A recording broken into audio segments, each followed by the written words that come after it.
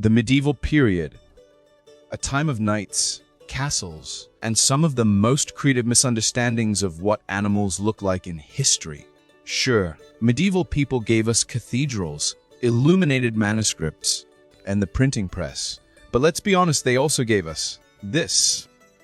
Behold, the majestic lion, or as I like to call it, that one guy from accounting. Today we are going to take a deep dive into the reasons why such pictures have been created and not immediately burnt as abominations. First, let's set the scene. Back in the Middle Ages, roughly the 5th to 15th centuries, books weren't mass-produced like they are now.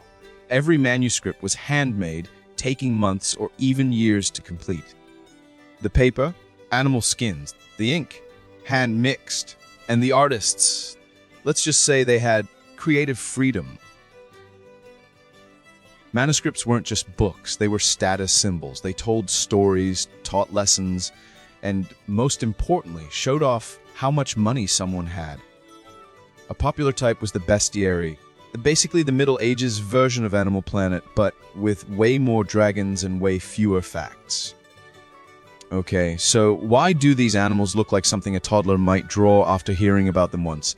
To answer that, we've got three big reasons: symbolism, imagination, and, yeah, a little bit of cluelessness. Medieval art wasn't about realism. It was about meaning. Animals were symbols, kind of like medieval emojis. Take the lion.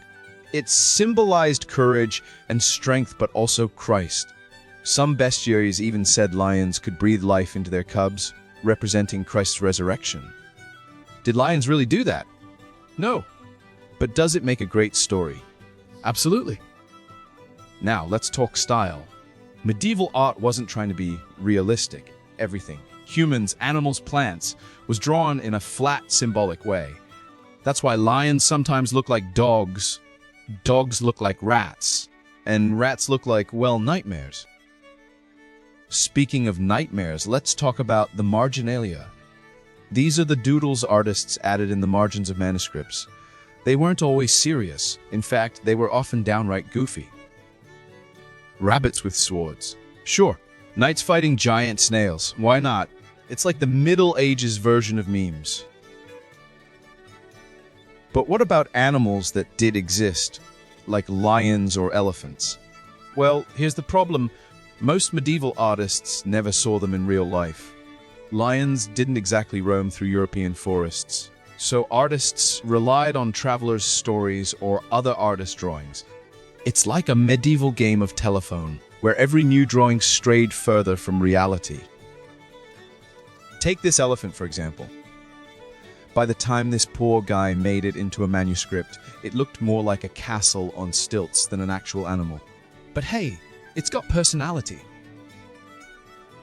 Now, here's where it gets really interesting. Animals weren't just symbols, they were characters in moral stories. This fox, dressed as a monk, is preaching to birds. Sounds cute, right? Nope. The fox is a sneaky liar, and this scene is a warning: don't trust everyone who looks holy.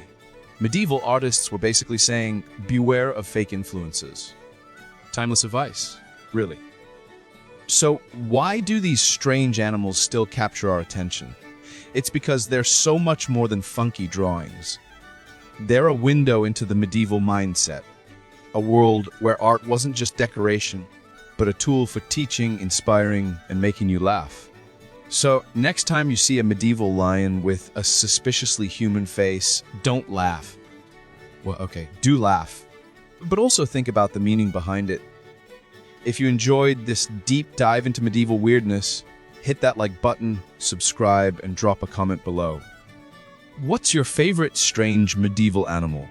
Let me know, and see you next time.